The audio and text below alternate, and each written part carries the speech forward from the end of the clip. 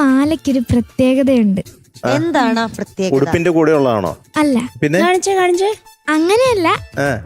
ഈ മാലയും top singer ആയിട്ടൊരു ബന്ധമുണ്ട്. ടോപ്പ് സിംഗറിൽ ആദ്യം വന്നപ്പോ ഈ മാലയാണ് ഇട്ടത്. അതെ. ഓ അത് ശരി. ഈ മീനോട്ട് പെട്ടെന്ന് കണ്ടുപിടിച്ചല്ലോ. അതായിരിക്കുമല്ലോ, വേറെ എന്ത് ബന്ധം ഉണ്ടാവും? മാല കാണിക്കാനാണോ പാട്ട് പാടാനാണോ? പാട്ട് പാടാൻ എന്തൊക്കെയോ ചോദിക്കുന്നുണ്ട് എം ജെ സാർ ചോദിച്ചു, ആദമിൻ കിനാവുകൾ തളിർത്തുവോ, അങ്ങനെ ചോദിച്ചു. പിന്നെന്താ, ഏതനിൽ ഒലിവുകൾ തളിർത്തുവോ, പാരിജാതം പൂത്തോ, ദേവദാരു പൂത്തു തോന്നുന്നു. പൂത്ത് കാണും. ആണോ? പാരിജാതം പൂ തൂക്കിയോ? തൂകണം വേണം. സ്റ്റേജിൽ തൂക്കാൻ പോവാണ്. യെസ്, അതെ. ഏത് പാട്ട് പാടിയാ തൂക്കുന്നേ? മംഗല്യയാമം തിരുമംഗല്യയാമം. കണ്ടോ, പാട്ട് പാടിയാണ് മംഗല്യയാമം. ആ പാട്ടല്ലേ? ആ. അപ്പൊ അതിന്റെ ഡീറ്റെയിൽസും കൂടി കേൾക്കാം. സിനിമ ഇസബെല്ല, വർഷം 1988, സംഗീതം ജോൺസൺ മാഷ്, എഴുതിയത് ONV കുറുപ്പ് സാർ, പാടിയത് യേശുദാസ് സാറും സേതു പാർവതി മാം. ഉഗ്രം പാട്ടുണ്ട്. നല്ല പാട്ടാണ്. ബാലേന്ദ്ര മേനോൻ സാറല്ലേ? ബാലേന്ദ്ര മേനോൻ സാറിന്റെ സിനിമയാണ്. യെസ്. അതിലെ പാട്ടുകളൊക്കെ വളരെ പ്രത്യേകതകളാണ്. Yes yes yes. പ്രത്യേകിച്ചും ഈ മംഗല്യയാമം, പ്രത്യേകിച്ചുള്ള ആ പാട്ട് വരട്ടെ.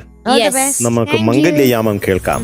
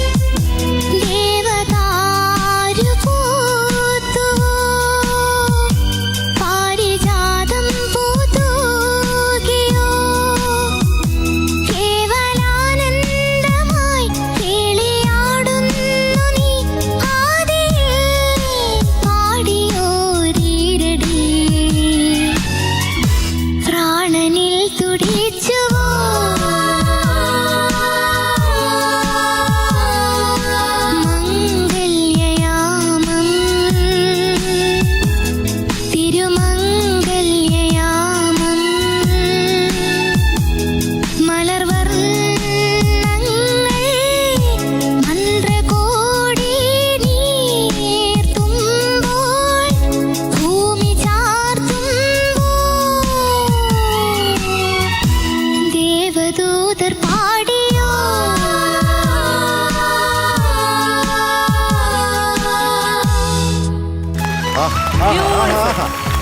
Very nice super. ഒരു 0.1, പിന്നെ ഒരു 0.1, പിന്നെയും 0.1, പിന്നെയും 0.1, പിന്നെയും 0.1. ഇത്രയും 0.1 ഞാൻ കുറച്ചു. അപ്പൊ അപ്പൊ എത്ര എത്രയായി? കുറഞ്ഞു? പറയട്ടെ. മീനുട്ടി പറയല്ലേ നോക്കട്ടെ. 99.5.